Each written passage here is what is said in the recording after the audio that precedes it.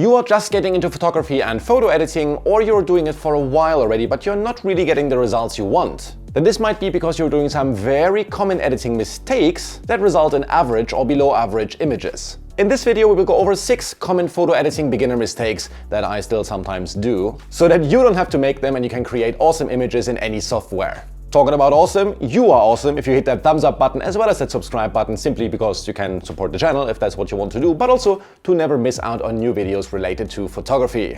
It's a win-win. Now, starting out with number 6, which you probably have heard before, which is oversaturating and oversharpening. Look, I totally understand that compared to what comes out of your camera, bumping up these colors can really feel a little bit thrilling at times. I mean, I did it, like in this one, or maybe in that one, and also in this one. But there has to be a limit. Check this out. This is a calm image, a clear focus point, calm colors. But what happens if I go mad with the sharpening as well as the saturation? Well, simple. Your eyes will straight away reject the image because it just looks too unnatural. That also goes for things such as clarity or structure. And tequila. Tequila. Too much and your head hurts.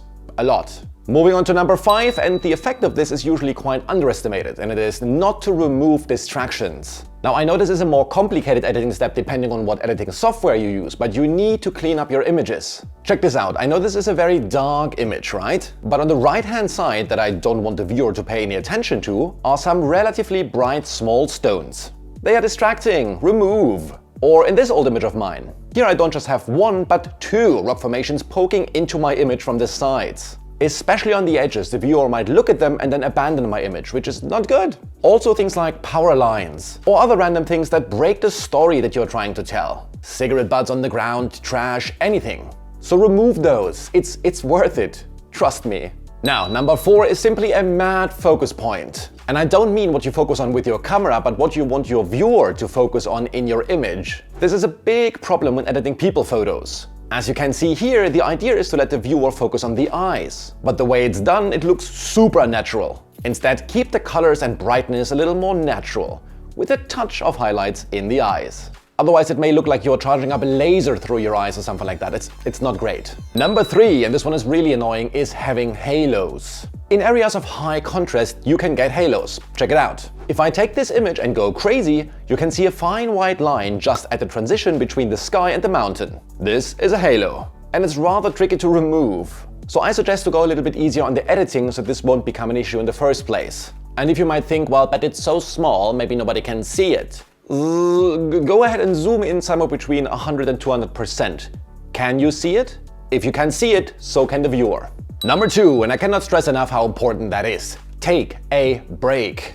Sometimes I sit here and I work for hours on an image. I get it to where I want, at least that's what I think. I export the photo and I upload it to my social media. Now an hour later I come back and look at the same image. And suddenly I'm realizing the colors are way too strong, the brightness is way off. When you think you're done, step away from your screen. Come back 20 minutes, an hour or a day later and check the image. So if you go away for a while and you come back, you're basically resetting your eye in terms of perception if you want. Grab a coffee, call your mum, whatever. But really, call your mum. It has been a while. Call. And coming to number 1, which is the single most devastating mistake you can possibly make, is listening too much to others. The things I just told you are guidelines to make your images way more believable when you edit things, that's for sure. But ask 50 people and you'll get 50 different opinions as to what looks good or bad in your photo.